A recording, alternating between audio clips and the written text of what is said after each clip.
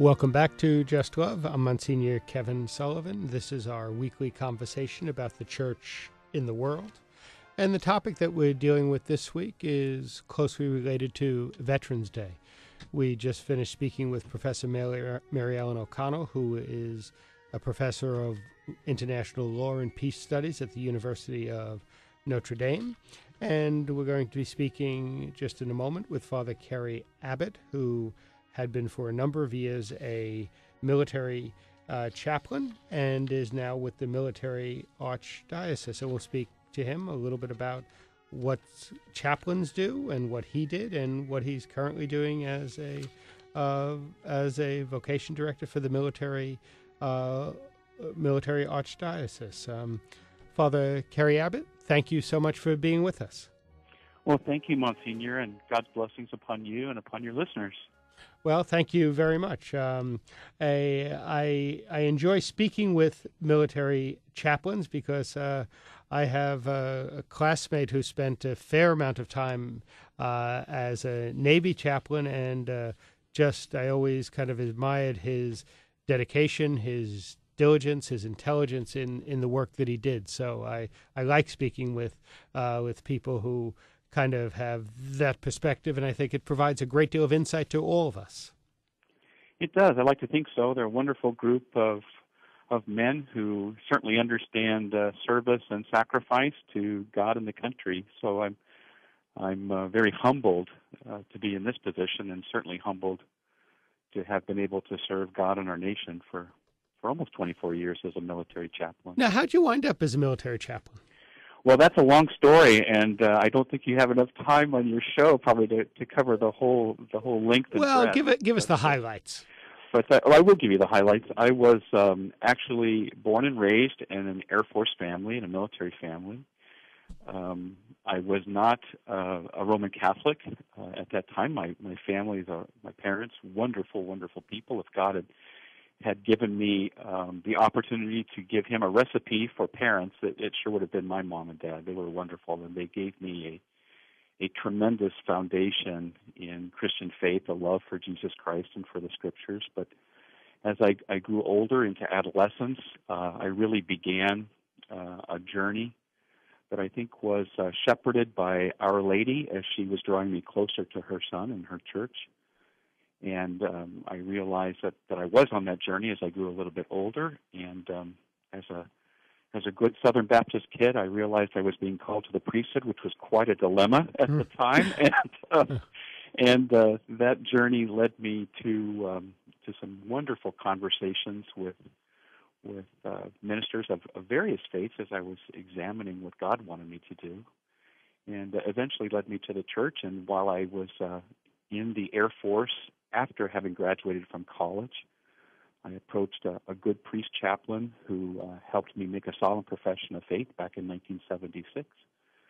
And fast forward to when, after I had entered the Franciscan community, they had sent me to, my provincial had sent me to Rome to study theology and then canon law and international civil law. And while there, I met an Air Force Reserve chaplain that said, Kerry, have you ever looked at your life? What do you think God is calling you to do? And of course, my life, as you know, as a priest, isn't my own. So, unbelievably, it never occurred to me to be a military chaplain. I was going in a different direction with my minister provincial, but eventually, I asked permission to be a reserve chaplain, and then to become active duty, which. My religious community has been very, very supportive, and consequently, because I love my religious community and my Franciscan rootedness, I have felt very much like a missionary, and I think many Catholic chaplains have that perspective when they're ministering away from their diocese or away from their religious community. The military presbyterate is very strong. And we understand who we are and what we're about, but it is a mission experience, especially if you find yourself in a combat deployment. Now, you've traveled quite a bit in your various assignments as a chaplain. What were some of the places that you wound up as a chaplain? Well, I guess I would start from the latter years of my military experience, because they were certainly impacted by the events of 9/11. When I first came into the Air Force as a chaplain, obviously none of us in the 90s foresaw what would transpire in the world and in our nation's experience.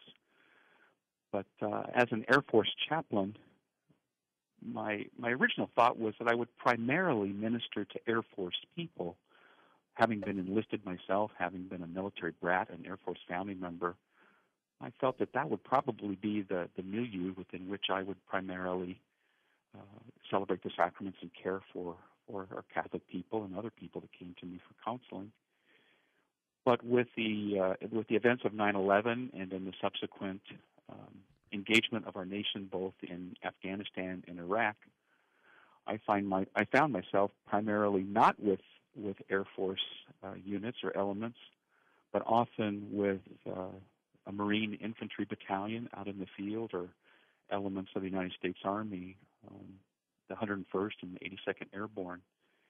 And those events really helped me to significantly appreciate, I think, a broader reality of Catholic ministry in the military, being able to minister with chaplains and other service branches, whether it be in the Navy caring for the Marines or for sailors.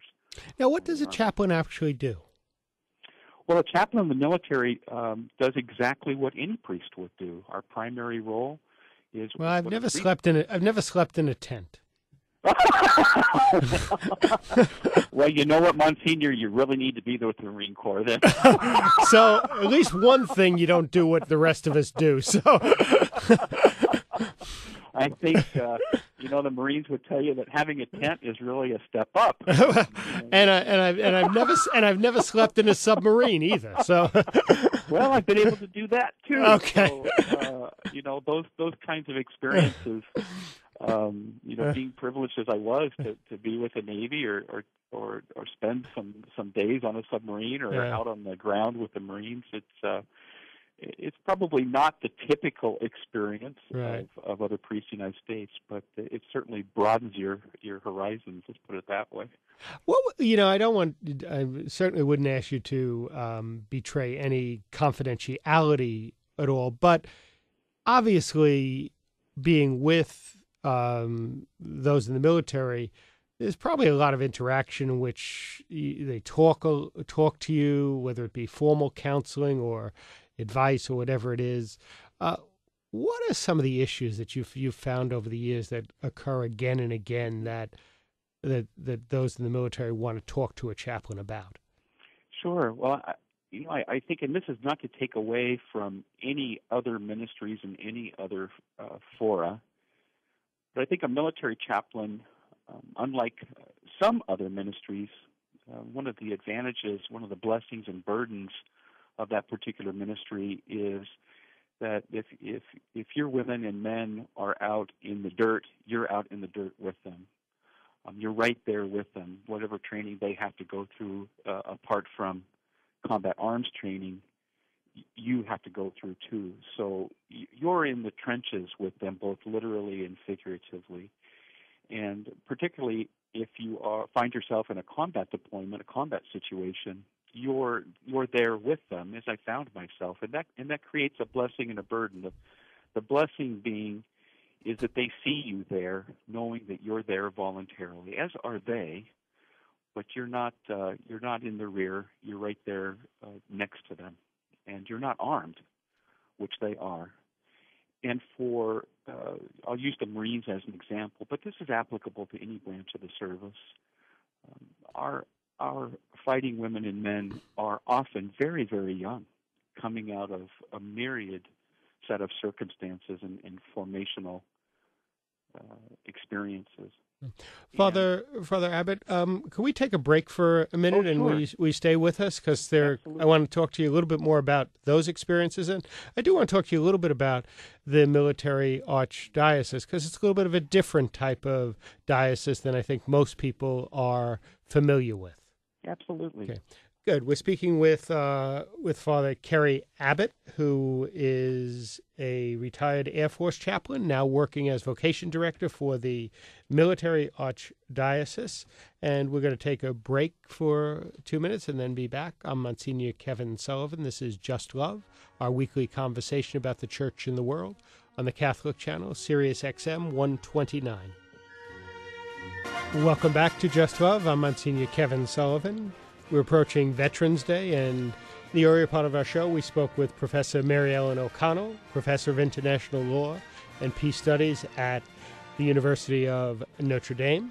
And now we're speaking with Father Kerry Abbott, who had been a chaplain for a number of years, and by his own definition, a military brat going from places to places, and has slept in tents and slept on some submarines, not like me. So, Father Abbott, thanks for being with us. You're welcome, Monsignor. It's a pleasure to be with you. Now, of all your assignments, share with our listeners one of those assignments that was particularly poignant, that you, I don't want to say enjoyed, but you really felt that you made a difference. And if you have a story or two from one of those assignments, I think that would be very enlightening.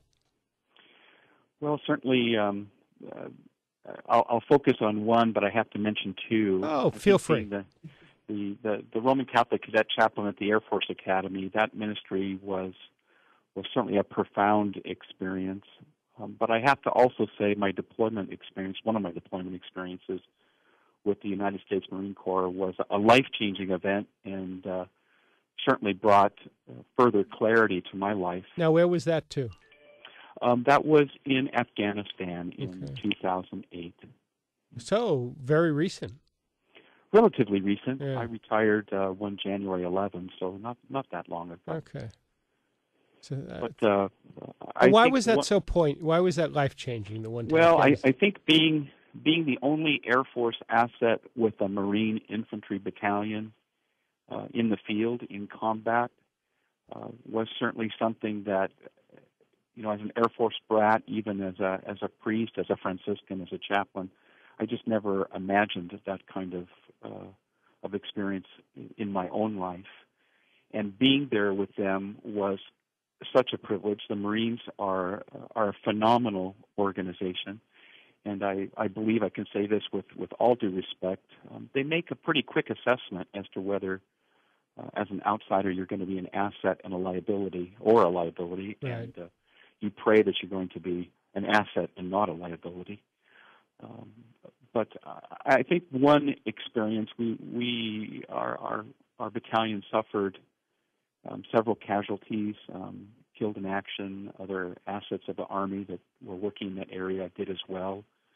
But I do remember part of my responsibility was to go around and visit forward operating bases, which had only a few, let's say, Marines at some of these locations, and Army assets as well. And I remember having to leave because I had a responsibility for 25, and we went there either by helicopter or by ground convoy, and came under attack and came under fire several times. But when you have that many in that area, it might not sound like a lot, but it's quite difficult to get from one to the next, and between the weather and the combat environment.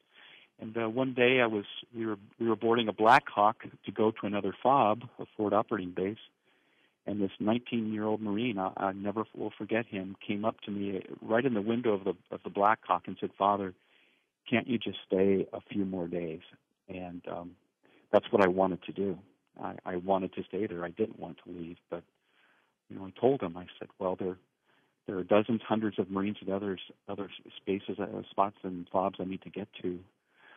And I remember him and pray for him and for them, because I realized that there weren't enough Roman Catholic priest chaplains to go around. We did what we could as well as we could, but having to leave and say goodbye and not know, wanting to say, I'll be back, but not know if you would be able to do so, was really brought clarity and for what we do, respect for them, but also as the Vocation Director for the Archdiocese for the Military Services, I know of what I speak when I'm speaking to young men who are contemplating priesthood and military chaplaincy, or women contemplating religious life. The need is great. Well, let's move there. Tell us a little bit about the military archdiocese and your work there as a vocation director. And, you're gracious enough to come on and share your stories and share your insights. So we'll let you do a little recruiting. So if you want to give a phone number or website or anything, if anybody's interested, feel free to do it. Well, absolutely. I think I'll do that at the beginning and at the end. Fine. I would encourage anyone who's interested in discerning priesthood, but certainly military chaplaincy, to visit our website, which is www.milarch.org/vocations. www.milarch.org/vocations. And I think you'll find that to be a very helpful site. It has my contact information. Let me interrupt for a moment, because before you were very, very respectful in talking about how valuable various priestly ministry is, etc., but that there is something special about the vocation that is in the military as a chaplain. And some of your colleagues over the years haven't been quite as sensitive as you have been, because I've gotten some of those letters over the years which basically says, why are you wasting your time just worrying about boilers in parishes when you could be really doing priestly work here as a chaplain? So I'm glad that you're in the job with your sensitivity to the ministry of all priests, but with a special care for the job you've been entrusted with. Well, thank you, Monsignor. That's very kind of you to say. I know I feel very strongly. My role is not to diminish anyone's ministry. The celebration of the sacraments and care for our people wherever it takes place has a profound impact on our people. I know that I really respect military chaplains, but particularly the young women and men and the older women and men that are in our armed forces, who very, very often, like that 19-year-old Marine, don't have as wide an opportunity to choose where they might go to Mass, or if they go to Mass, right, or who's going to hear my confession, or can I proceed with my RCIA while I'm deployed in Afghanistan or Iraq. Yes, you can. Yes, you can.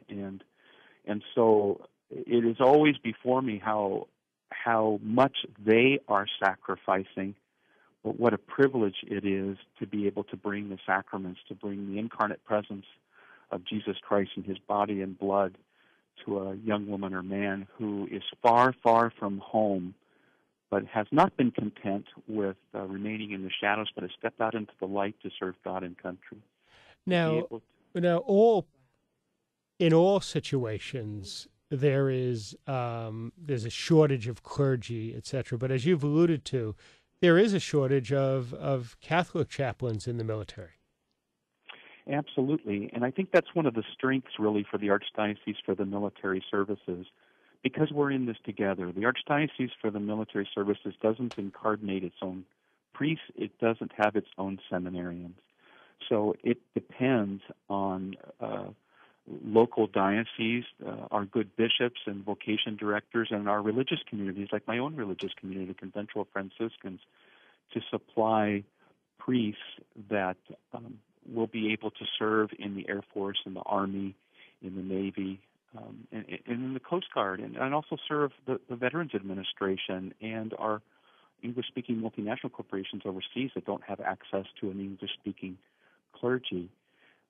This is not to say that every priest can serve as a chaplain, and what I mean by that is every Catholic chaplain is a priest, but not every priest is called to be a Catholic military chaplain. It is a vocation within a vocation. It's a discernment process, and that's true of any ministry. And I am so appreciative of our Catholic bishops in the United States that they recognize the need, that it is their it is their women and men that are serving our nation in the armed forces. And so when they release a man to be a chaplain, it is a sacrifice for them. It's a sacrifice for a religious community, but it's a sacrifice that I think is well worth making. And it's our part to play in caring for the lives and the sacramental lives and the souls of our faithful who are serving our country and serving God. Well, I want to thank you so much for taking the time to be with us, and I'm going to give you one other opportunity to kind of tell people where they can find out more information about the military archdiocese, and if anybody is interested in maybe pursuing or exploring a vocation. Absolutely. That website is www.milarch.org/vocations. And it goes into some depth about what it is to experience that vocation within a vocation. But also, I'm happy to be a reference to steer people towards diocese and to religious communities as well. Most of the men and women I deal with are in the military, but not all. And after all, my role is about helping people hear the voice of God. I'm not a career counselor.